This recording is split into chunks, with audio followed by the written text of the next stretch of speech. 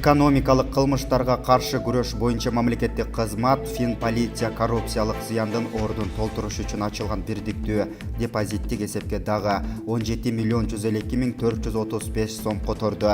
Мекеменин басма сөз кызматы билдиргендей, муну менен Финполиция которгон акчанын жалпы суммасы 467 миллион 749 миң 794 сомду түздү.